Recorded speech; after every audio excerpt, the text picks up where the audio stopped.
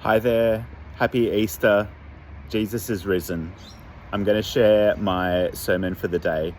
The scriptures for today are Colossians 3, 1-4, and Matthew 28, 1-10. So ancient Jewish people didn't all believe in the resurrection, and they didn't believe that people went to heaven or hell when they died. For a long time, ancient Jewish people just believed that when you die, you're in the grave. You're in the grave with your family, with your ancestors. Not much happens there, but it's pleasant and you're all together. But that belief was challenged for many ancient Jewish people because of the example of martyrs who had lived the good life that God had taught them to live, but whose lives were cut short.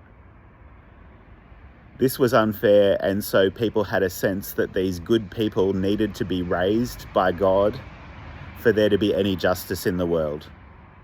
And so many Jewish people began to carry a hope that God would raise these people so that they could have the chance to live the fullness of the good life that they had started.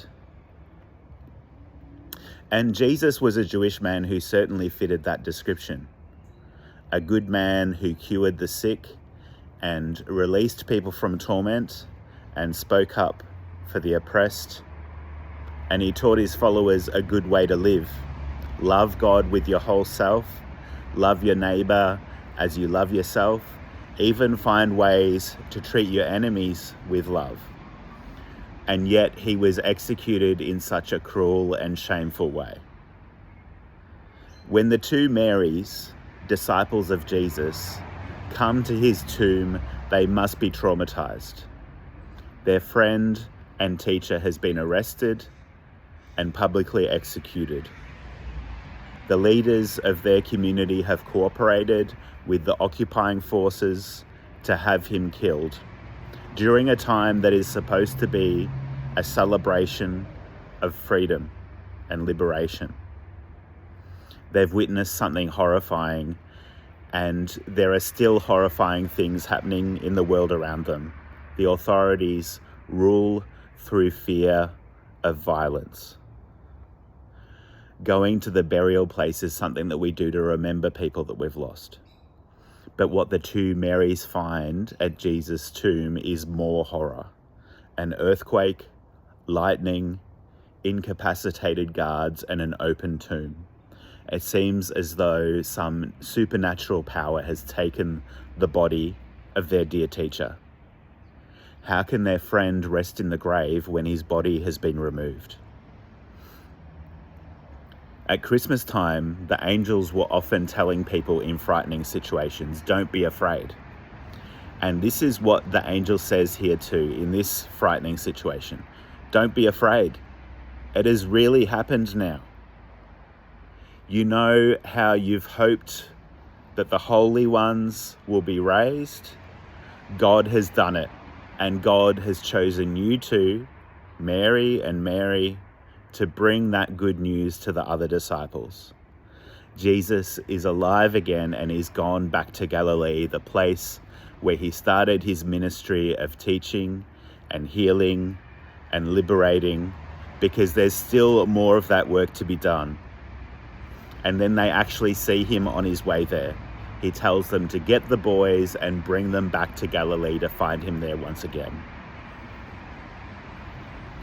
In the letter to the Colossians, we're hearing about the faith of the church later on.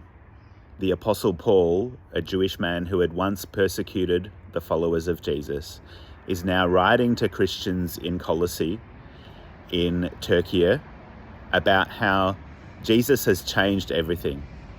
The hope that Christ has brought is growing in the world, and it's producing good things in the world far beyond Galilee, where he initially called his followers to come and find him.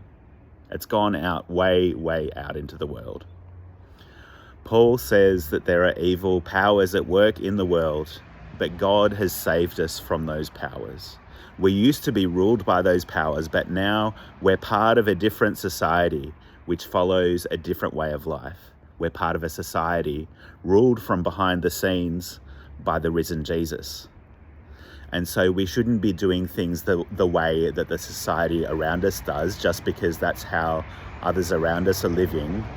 When deciding how we're going to live, our reference isn't looking at how people around us are living.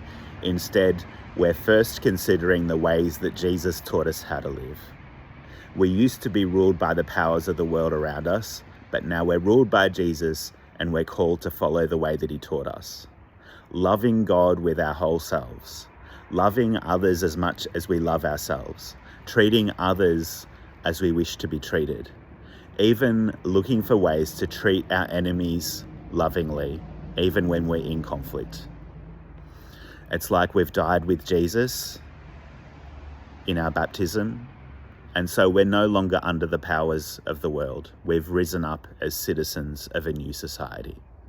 Like the two Marys, we've seen frightening things happening in the world around us, and the world is still scary, but we're sent out to bring the good news that God is at work in the middle of all that, creating new life.